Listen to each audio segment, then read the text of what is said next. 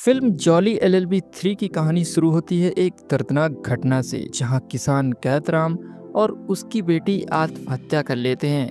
क्योंकि उनकी जमीन को दबंग और सत्ता से जुड़े लोग हड़प लेते हैं। इसके बाद उनकी बूढ़ी पत्नी और अपने साथ दो बकरियों और सच्चाई का बोझ लेके दिल्ली पहुंचती हैं और न्याय की गुहार लगाती हैं। यहीं से अदालत और वकीलों की दुनिया में एक नया मामला जन्म लेता है। कहानी में दो जॉली हैं, जगदीशर मिश्रा यानी अक्षय कुमार और जगदीश त्यागी यानी अरशद फारसी।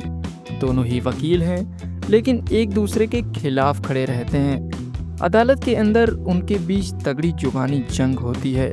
कभी ये केस जीतने की चालाकी दिखाते हैं तो कभी एक दूसरे की कमजोरियों पर वार करते हैं। लेकिन धीरे धीरे उन्हें एहसास होता है कि असली लड़ाई तो जमीन हड़पने वाली माफिया, भ्रष्ट नेताओं और धांधली से भरी व्यवस्था के खिलाफ है।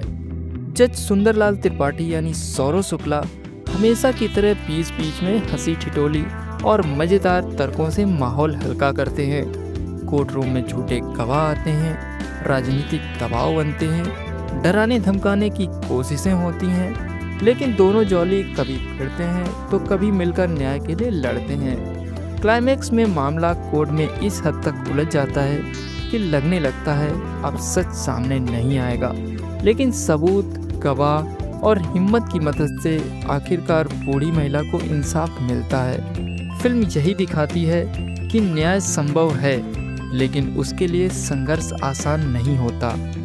अब बात करें फिल्म की अच्छाइयों की, तो सबसे बड़ा प्लस पॉइंट है अक्षय कुमार और अरशद वारसी की जोड़ी।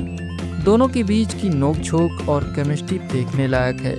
सौरव शुक्ला हमेशा की तरह सो चुरा ले जाते हैं। किसानों की समस्या और जमीन माफिया जैसे गंभीर मुद्दा फिल्म में उठाया गया है और कई जगह इमोशनल पल भी आते हैं। हल्की फुल्की कॉमेडी और कोर्ट रूम ड्रामा का मेल दर्शकों को बांधे रखता है। कमजोरियों की बात करें तो फिल्म कई जगह खिंची हुई लगती है। सब प्लांट इतने ज़्यादा हैं कि फोकस भटकने लगता है। विलेन का किरदार उतना दमदार नहीं है जितनी उम्मीद थी। महिला किरदारों की भूमिका सीमित रह गई है। सबसे बड़ी बात यह है कि जॉली एलएलबी फ्रेंचाइजी की पहली दो फिल्मों में से जितनी धार और गहराई इस फिल्म में नहीं मिलती। क्रिटिक्स ने इसे औसत से नीचे बताया है।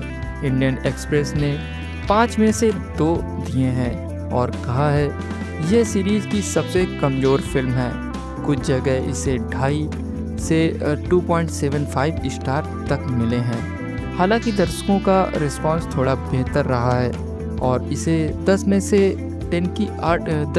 8 की रेटिंग मिली है।